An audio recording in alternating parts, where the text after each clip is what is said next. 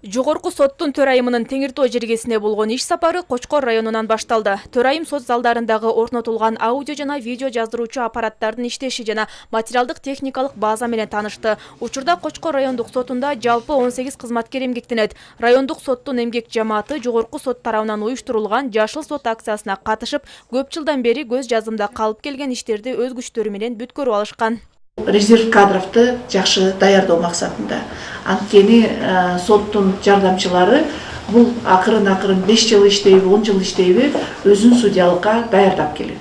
Нургүл Бакирова Кочкор райондук сотунун эмгек жамааты менен жолугуп, көйгөйлүү маселелерди талкуулап, суроолорго жооп берди. Анда кенже кызматкерлердин айлык акы маселелери көтөрүлдү.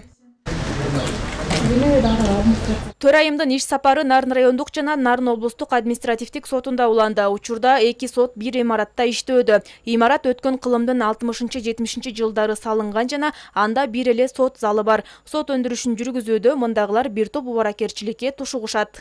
Буга чейин бул имарат негизи сотко деп дайындалып курулбаптыр.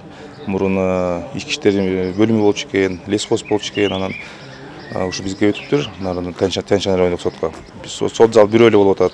2 судья болуп атабыз, бирок бир сот залы баягы ошон үчүн арасынан кабинеттен карап калып атабыз, баягы зал бош болгондо.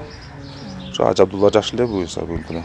Нарын облусуна болгон иш сапарында Нургүл Бакирова соттордун санариптештирүү иштерине көңүл бурду. Соттордун ачык айкындуулугун көрсөтө турган аудио жана видео жазуулар, автоматташтырылган маалымат тутуму жана судьялар ортосундагы иштерди тегиз бөлүштүрө турган автоматтык системанын иштешин көзөмөлдөдү.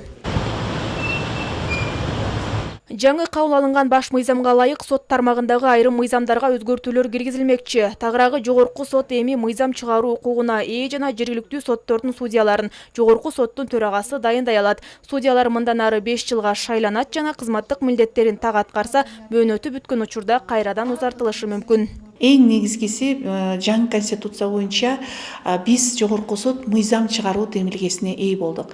Азыр мына 5 майда өзүңүздөргө белгилүү болгондой, официалдуу түрдө конституцияга кол коюп азыр ишке киришти.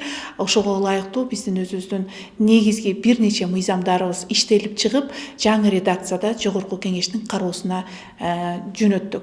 Буюрса мен ойлойм, ал жаңы редакциядагы мыйзамдарыбыз кабыл алынса, дагы да биздин ишибизге жакшы бир нерселерин тийгизет деп ойлойм. Иш сапардын жүрүшүндө тартип комиссиясынын курамы 9 кишиден болсо, бардыгы соттордон болору жана сот адилеттиги боюнча кеңештин курамында судьялар түзөрү маалым болду. Ошондой эле буга чейин кыскартылып кеткен судьялардын жардамчыларынын штаттык орундары кайрадан калыбына келтирилет. Республика боюнча жалпы 158 жардамчынын 22си Нарын облусундагы сот тутумуна берилет. Иштин натыйжалуулугун арттыруу жана судьялар корпусунун резервин түзүүдө сот жардамчысы чоң мааниге ээ дешет тармак өкүлдөрү. Албетте бул соттордо жардамчылардын болушу иштин алга жылуусу үчүн, натыйжалуулугу үчүн чоң таасир тийгизет. Себеп дегенде бул жардамчылар ушу проектлерди даярдап берүү менен кийинки ушу резерв кадрга дагы абдан чоң таасирин тийгизет да. Жогорку соттун төрайымы жалпы судьялар менен баарлашты. Анда ал кызматкерлерден ишке жоопкерчиликтүү мамиле жасоолорун суранып, элдин сот системасына болгон ишенимин арттыруу зарылдыгына токтолду. Жолугушуунун соңунда жаз айында өткөрүлгөн Жашыл сот акциясында алдыңкы орунду ээлеген эмгек жамааттарга грамоталар тапшырылды. Эске салсак, бул акцияда Актала райондук соту 1-орунду, Жумгал райондук соту 2-орунду камсыздаса, Нарын райондук соту 3-орунга ээ болгон. Гүлзат Мокенова, Жеңиш Абдылдаев, Өлкө Деми.